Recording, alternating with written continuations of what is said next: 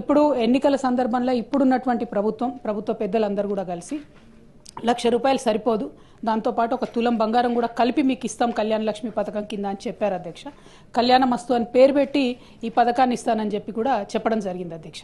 కానీ 15 నెలలు గడుస్తున్నా కూడా మరి కనీసం కళ్యాణ లక్ష్మి ఎంతమందికి ఇస్తున్నారు, పాత పద్ధతిలోనే ఇస్తున్నారా, ఇస్తుంటే క్రైటీరియా మార్చారా లేదా, ఇంకొకటి ఈ తులం బంగారం మరి 15 నెలల్లో అయినటువంటి పెళ్లిళ్లకు మీరు తర్వాత రీఎంబర్స్ చేస్తారా, ఏం చేస్తారు అనేటటువంటి అంశాన్ని మేము అడగడం జరిగింది అధ్యక్ష. జవాబు చూస్తే చాలా డిసప్పాయింటింగ్ ఉంది అధ్యక్ష.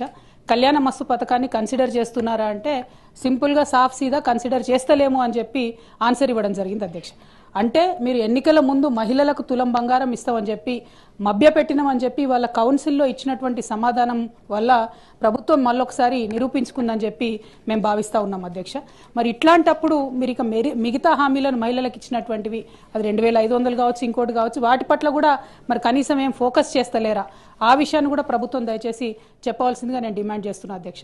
మరి ఇంత సోషల్ కాన్సెప్ట్, ఇంత బ్యాక్గ్రౌండ్ తోని మంచి ఇండికేటర్స్ తోని చేసినటువంటి కార్యక్రమాన్ని నీరుగార్చడం, మీరు ఇచ్చినటువంటి హామీ మీద ఇంత విస్పష్టంగా మేము అసలు చెప్తలేము, కన్సిడర్ చేస్తలేమని చెప్తే ఇది మహిళలను మీరు మోసం చేసినట్టుగానే మేము భావించవలసి వస్తుందని చెప్పి ఈ సందర్భంగా ప్రభుత్వాన్ని అడుగుతూ కనీసం మరి తర్వాతన్నా ప్రారంభిస్తారా అనేటటువంటి ప్రశ్నను నేను మంత్రి గారిని అడుగుతా ఉన్నాను.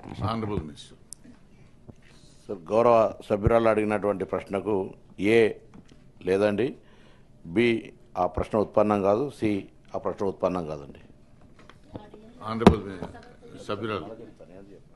అధ్యక్ష, థ్యాంక్ యూ అధ్యక్ష. పొన్నం ప్రభాకర్ అన్న చాలా నిజాయితీగా మేము మహిళలను మోసం చేసినాం ఎన్నికల ముందు, ఇప్పుడు మాత్రం ఆ పథకం ఇచ్చే ఉద్దేశమే లేదు అని చెప్పి ఖరాఖండిగా కౌన్సిల్ సాక్షిగా చెప్పినందుకు వారికి ధన్యవాదాలు తెలియజేస్తా ఉన్నాను. కానీ ఈ రాష్ట్రంలో మహిళలు దాదాపుగా 51% పైచిలుకున్నారన్న. మహిళలు మీరు చేసినటువంటి మోసాన్ని గమనిస్తున్నారు. ఖచ్చితంగా సమయం వచ్చినప్పుడు మాత్రం వారు జవాబు చెప్తారని చెప్పి చెప్పక తప్పదు అధ్యక్ష. ఎందుకంటే ఇంత మొహమాటం లేకుండా మేము ఎన్నికల వాగ్దానాన్ని చేయమని చెప్తున్నారు ప్రభుత్వానికి. కంగ్రాచులేషన్స్ కూడా ఈ సందర్భంగా తెలియజేస్తా ఉన్నాను.